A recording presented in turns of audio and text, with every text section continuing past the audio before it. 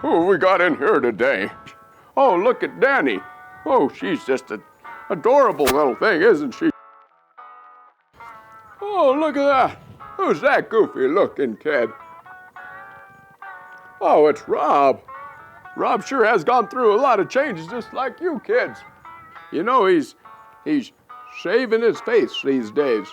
Rob got his first gray hair when he was only 20 years old. This still hurts my hip thinking about that.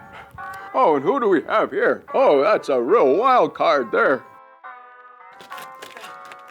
Oh, you know what? That's me.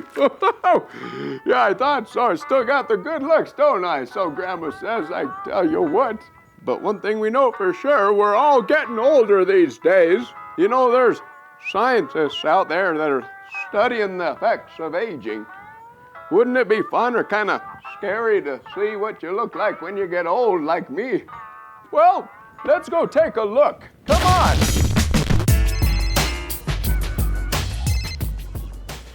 Hello. Hey, Rob. I'm in Scotland on my way to St. Andrews, and I need your help. I'm onto something really cool. I need some pictures of students. Yeah, we're on it. Okay. Hey, you guys. We're doing an experiment on aging. We don't have much time. Is there anybody who wants to see what they look like when they get old? Me! Oh boy. Okay, over here. Okay, let's go. And while the pictures were being sent to me, I made my way to St. Andrews University to meet up with Dr. Bernard Tiedemann, whose lab has developed a computer program that can give us an idea of what we will look like when we get old. I wanted to find out what our crew and some of our students will look like as 50-year-olds. But first, let's look at what actually happens in our bodies as we get older. Two things that tend to happen as we get older is that our skin gets wrinkles and our hair turns gray.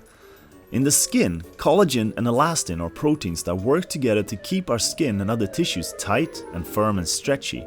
But with age, already long before we even notice it, the production of these proteins will decrease.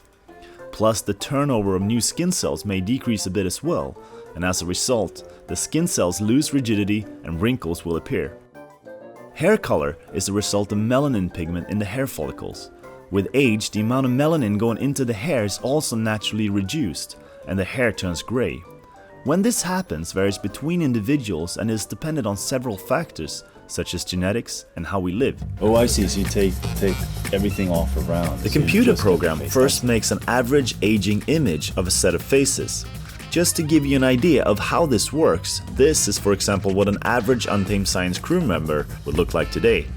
And this would be an average of our students. But for the aging analysis, you compare your own image to an average of a huge set of faces at the age you want to see yourself as. For example, as a 50-year-old. And the result? Well... Thanks, Bernard. This has been really fun. Would it be okay if I can get copies of these pictures? Yes, of course. No problem. Awesome. Thank you. And the pictures were sent back to the others. Let's go. Okay, so Jonas just sent us back the pictures. Let's go see what the kids think about getting old. Would you like to see some of the pictures of people in this class if they got really old? Yeah! Okay.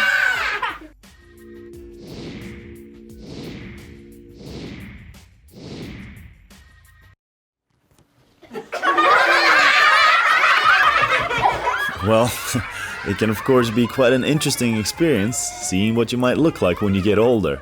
But this can give us an idea of other things too. For example, how different lifestyles, such as smoking and diet, can affect our aging. And it can also maybe help give police an idea of what missing people or fugitives might look like long after they were last seen.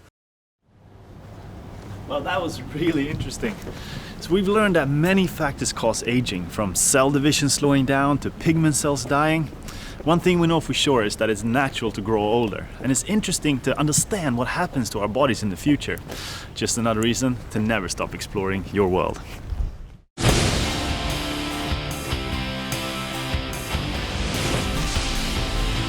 See if you can find some old photos of yourself and create a timeline from when you were a baby until today.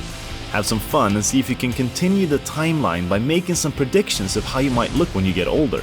If you're interested to see what you will look like when you're, say, 50, you can actually get on the web and do the same thing yourself.